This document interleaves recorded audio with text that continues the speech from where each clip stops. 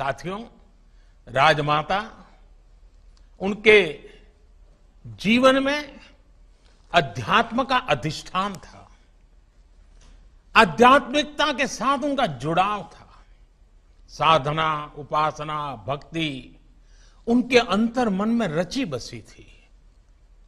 लेकिन जब वो भगवान की उपासना करती थी तो उनके पूजा मंदिर में एक चित्र भारत माता का भी होता था।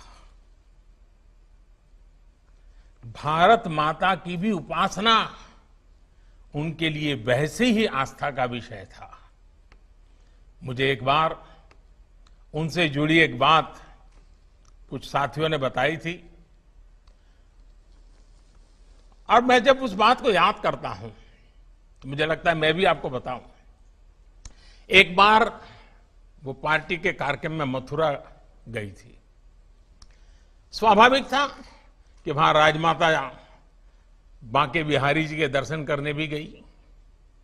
मंदिर में उन्होंने बांके बिहारी जी से जो कामना की उसका मर्म समझना बहुत आवश्यक है। राजमाता ने तब भगवान कृष्ण से प्रार्थना करते हुए क्या कहा? हम सबके लिए राजमाता के जीवन को समझने के लिए बात बहुत बड़ी काम आने वाली है।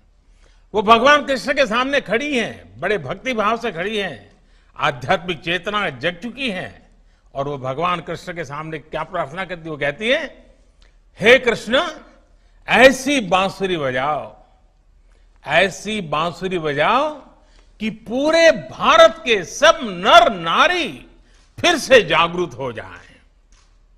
आप सोचिए, अपने लिए कोई कामना नहीं की, जो चाहा देश के लिए चाहा, जन जन के लिए चाहा और वो भी चेतना जगाने की बात की। जो कुछ भी किया देश के लिए किया। एक जागरूक देश के नागरिक क्या कुछ कर सकते हैं वो ये जानती थी, समझती थी। आज जब हम राजमाता जी का जन्म शताब्दी मना रहे हैं, पूर्णता की ओर हैं, तो हमें संतोष है कि भारत के नागरिकों की जागृति को लेकर उनकी जो कामना थी, बांके बिहारी में उनकी जो प्रार्थना थी, वो आज लग रहा है कि धरातल पर चेतना के रूप में अनुभव हो रही है। बीते वर्षों में देश में जो अनेकों परिवर्तन आए हैं, जो अनेकों अभियान और योजनाएं सफल हुई है, उसका आधार ये जन चेतना है, जन जागृति है, जन आंदोलन है।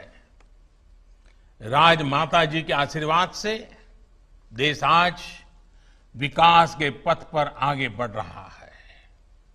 गांव, गरीब, दलित, पीड़ित, शोषित, वंचित महिलाएं आज देश की पहली प्राथमिकता में है। नारी शक्ति के बारे में तो वो विशेष तौर पर कहती थी कि जो हाथ पालने को झुला सकते हैं वह विश्व पर राज भी कर सकते हैं। आज भारत की यही नारी शक्ति हर क्षेत्र में आगे बढ़ रही है, देश को आगे बढ़ा रही हैं। आज भारत की बेटियां फाइटर जेट्स उड़ा रही हैं, नेवी में युद्धक की भूमिकाओं में अपनी सेवाएं दे रही हैं। आज 3 तलाक के खिलाफ कानून बनाकर देश ने राजमाता जी की उस सोच को, नारी सशक्तिकरण के उनके प्रयास को और आगे बढ़ाया है। देश की एकता, अखंडता के लिए कश्मीर, भारत की एकता का सपना के लिए उन्होंने जो संघर्ष किया, जो प्रयास किया, उसका परिणाम आज हम देख रहे हैं। आर्टिकल 370 खत्म करके देश ने उनका बहुत बड़ा सपना पूरा किया है। और ये भी कितना अद्भुत संयोग है कि राम जन्मभूमि मंदिर निर्माण के लिए उन्होंने जो संघर्ष किया था, उनकी जन्म शताब्दी के साल में ही उनका ये सपना भी पूरा हुआ है। और जब राम जन्मभूमि की बात निकली है तो मैं जरूर कहना चाहूंगा कि जब आडवाणी जी सोमनाथ से अयोध्या की यात्रा के लिए चले थे और राजमाता साहब उस कार्यक्रम में रहे, ये हम सबकी भी इच्छा थी और राजमाता जी भी चाहती थी कि ऐसे महत्वपूर्ण अवसर पर उनका होना चाहिए। लेकिन कठिनाई ये थी, उन समय नवरात्रि के पर्व चल रहे थे और राजमाता साहब नवरात्रि में अनुष्ठान करती थी और वो जिस स्थान पर अनुष्ठान करती थी वहां पूरा अनुष्ठान के समय छोड़ती नहीं थी। तो राजमाता साहब से जब मैं बात कर रहा था, उन्होंने कहा देखो भाई मैं तो नहीं आ पाऊंगी लेकिन मुझे आना जरूर है। तो मैंने कहा रास्ता बताइए। उन्होंने कहा मैं पूरी नवरात्रि के लिए ग्वालियर से निकल करके सोमनाथ जाकर के रहना चाहती हूं और वहीं पूरी नवरात्रि करूंगी और वहीं से जब नवरात्रि के दरमियान ही ये यात्रा का प्रारंभ हो रहा है तो वहीं मैं कार्यक्रम में शरीक हो जाऊंगी। और राजमाता जी का वो उपवास भी बड़ा कठिन रहता था। मैं उस समय नया नया राजनीति में आया था, एक कार्यकर्ता के रूप में व्यवस्थाएं देखता था। मैंने राजमाता साहब की सोमनाथ की व्यवस्था संभाली और वो समय था जब मुझे राजमाता साहब के अति निकट आने का अवसर मिला था और मैंने देखा था कि उस समय उनकी पूरी पूजा, पूरा नवरात्रि का उनका अनुष्ठान एक प्रकार से ये अयोध्या रथ यात्रा को और राम मंदिर को समर्पित कर दिया था उन्होंने। वो सारी चीजें मैंने अपनी आंखों से देखी थी।